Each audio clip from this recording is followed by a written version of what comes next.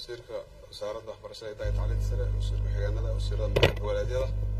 dhammaan madaxda ka qayb galaysa shaacinta natiijada imtixaanka 2024 dugsiga sare waxaan halkan si kooban oo aad u kooban ku samayn doonaa insha Allah bandhig kooban oo la xiriira natiijada 2024 si guud macluumaadkan horeyna waan u bandhignay iminkana waan ku celinaynaa si guud ardayda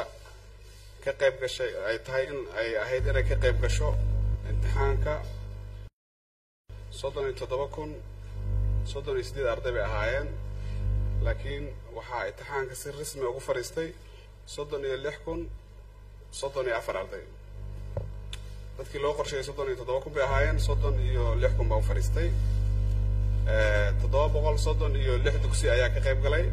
130 xarumood howlwadeenada guud ahaan ayagoo heerar kala duwan leh 2,800 bay ahaayeen ciidanka iyo saraakiisha ka qayb galay 2,170 bay ahaayeen sanadkan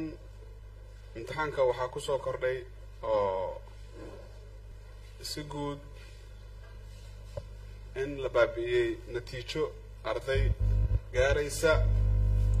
2,905 arday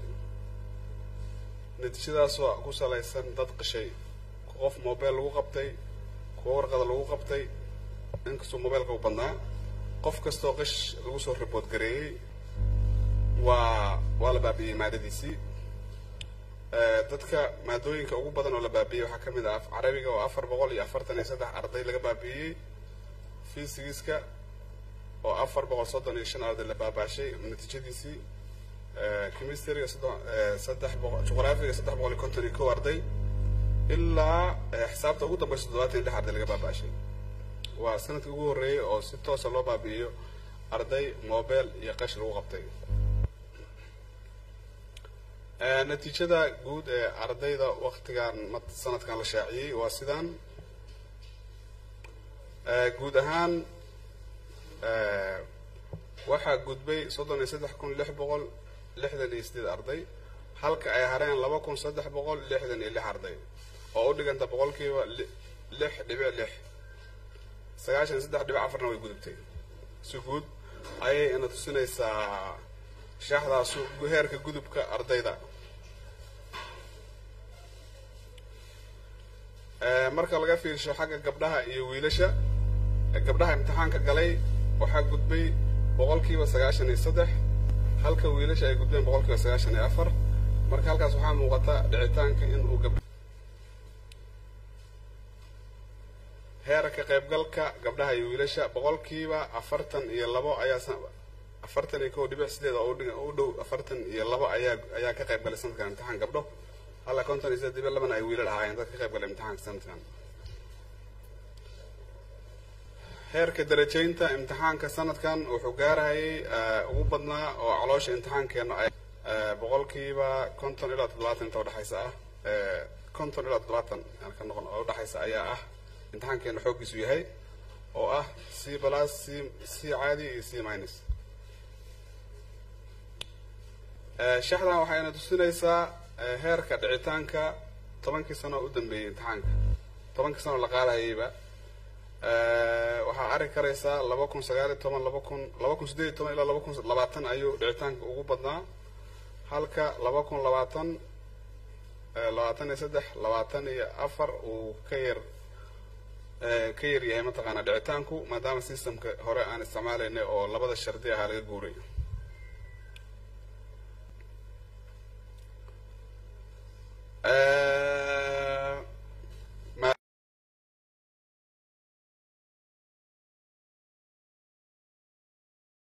maadooyinka imtixaankeenu heer gudubkeena sidaan u ahaa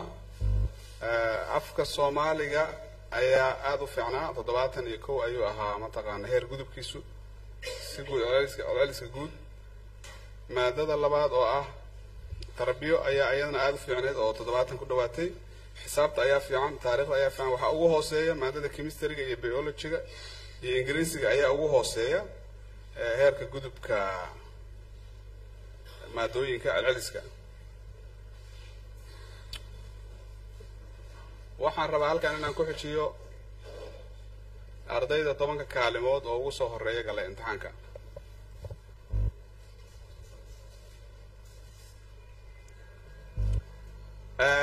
ardayga kaalinta koowaad galay waxaa la yiraahdaa Sakariya Xuseen Maxamed Cusmaan waa banaadir waa wiil gobolka banaadir iskuul almarwasi oo deyn la ku yaala